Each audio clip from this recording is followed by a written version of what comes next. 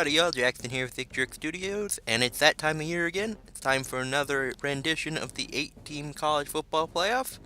So let's just hop into it.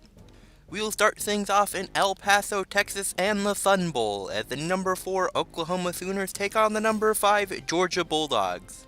And the Sooners would find their way on the scoreboard first, as midway through the first quarter, Jalen Hurts would take a shot deep and connect with CeeDee Lamb for a 25-yard touchdown.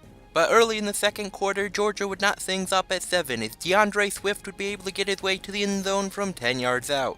And then late in the first half, they'd manage to take the lead as they connect on this 49-yard field goal. Though early in the third quarter, Oklahoma would respond, knotting things up as Gabe Burkich would connect on a field goal of his own. Though Georgia would strike right back, though, with another field goal. And late in the fourth quarter, they'd put a dagger in it, as Jake Fromm would find George Pickens deep over the middle for 6. And that would do it. Number 5 Georgia pulls the upset over number 4 Oklahoma 20-10 to advance to the semifinal in the Peach Bowl. We now head to San Antonio, Texas and the Alamo Bowl, as the number 3 Clemson Tigers take on the number 6 Florida Gators.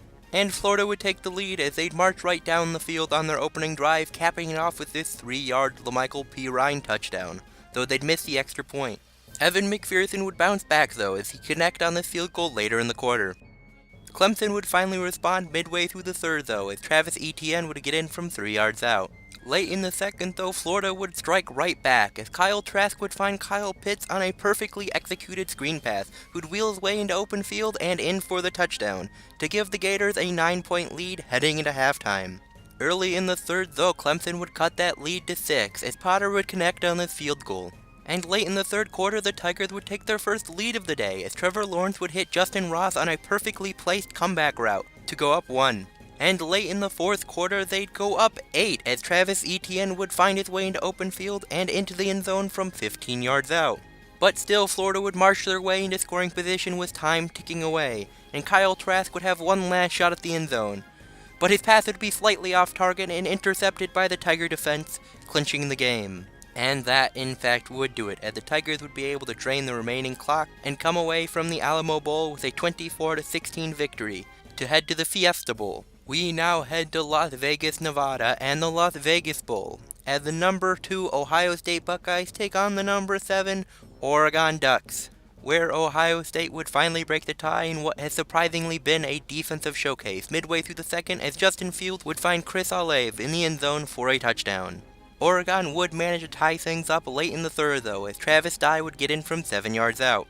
Though late in the fourth, Justin Fields would take another shot at the end zone, and Benjamin Victor would snag the ball out of the air for the touchdown, and the Buckeye lead. And that would be enough to do it, as the Buckeyes come away with a 14-7 victory to win the Las Vegas Bowl and head to the semifinal game in the Fiesta Bowl. We now head to Orlando, Florida and Camping World Stadium for the Citrus Bowl, as we have a battle of Tigers, as the number 1 LSU Tigers take on the number 15 Group of 5 representative Memphis Tigers. And it would be the Memphis Tigers that would find their way on the scoreboard first, as Kenneth Gainwell would get to the end zone from 5 yards out. LSU would not be deterred though, as Joe Burrow would utilize play action before finding a wide open Jamar Chase in the end zone to knot things up at 7. Then midway through the second, they'd take the lead as Clyde Edwards-Helaire would get in from 8 yards out. Now late in the half, they'd make it a 2-score game as Edwards-Helaire would get in the end zone yet again. Early in the third quarter though, Memphis would finally respond with this Riley Patterson field goal. Though LSU would respond right back though with one of their own, as Cade York would connect on this 51-yarder. And now in the final moments, with only a few ticks remaining, Memphis would make the score a little more respectable, as Brady White would connect with DeMonte Coxey deep for a touchdown. And with that, the Tigers of Louisiana State win the Citrus Bowl 24-17 to head to the Peach Bowl for a rematch of the SEC Championship game against the Georgia Bulldogs. We now head to that rematch in Atlanta, Georgia, host of the original matchup, and now the Peach Bowl, for a shot at the national title. Georgia would attempt to open up the scoring on their opening drive, but Rodrigo Blankenship's field goal would be pushed wide left, leaving them empty-handed. He, however, would rebound, as he'd be called on again on their following drive, and this time connect, to take a 3-point lead. LSU would respond though late in the first quarter, as Joe Burrow would hit Justin Jefferson on a slant route, who'd then be able to walk into the end zone for the LSU lead. Georgia would eventually put a drive together, and midway through the second they would get a touchdown of their own, as DeAndre Swift would break a tackle in the backfield and make his way into the end zone for a 7-yard score. Though to close out the first half, LSU would connect on this Cade York field goal to make it 10-all heading into halftime. Georgia would come out swinging to start the second half and march right down the field, capping off their drive as Jake Fromm would hit George Pickens over the middle, who'd get his way into the end zone, to once again give the Bulldogs the lead. We would then find ourselves in a defensive slugfest. But in the final moments of regulation, Joe Burrow would find Jamar Chase at the goal line, who'd then manage to get himself across the line to draw within one. LSU would then set up for the extra point attempt to send the game to overtime. But the kick would be blocked and recovered by Georgia. And that miraculous finish allows Georgia to escape from Atlanta with the upset and get their revenge for the SEC Championship game, as well as a shot at the national title in New Orleans. We now head to the deserts of Arizona and the Fiesta Bowl as the number 2 Ohio State Buckeyes take on the number 3 Clemson Tigers, where the Buckeyes would find themselves off to a fast start before J.K. Dobbins would find his way into open field and into the end zone for a 23-yard score to cap off their opening drive. Clemson would respond with a drive of their own though, and Travis Etienne would cap it off with a rushing touchdown of his own.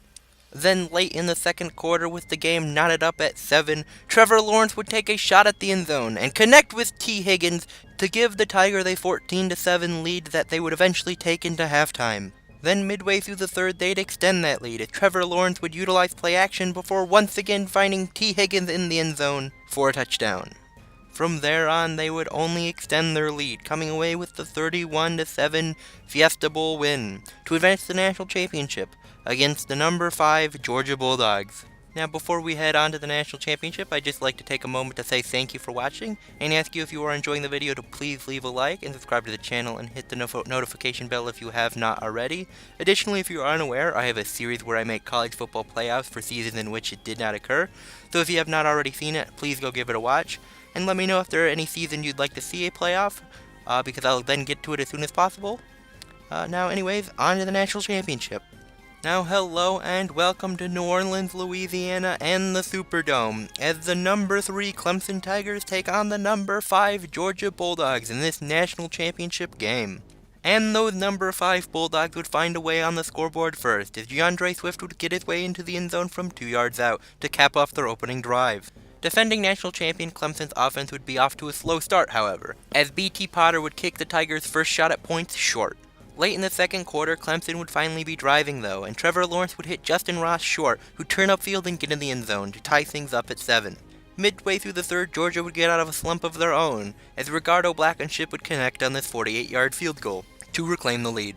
But then early in the fourth quarter on first down, Trevor Lawrence would take a shot at the end zone, and he'd connect with T. Higgins for a 35-yard touchdown to reclaim the Clemson lead. And that, in fact, would do it, as the Clemson defense would shut down the Bulldog offense for the remainder of the game, to give the Tigers a 14-10 national championship victory. Once again, thank you very much for watching.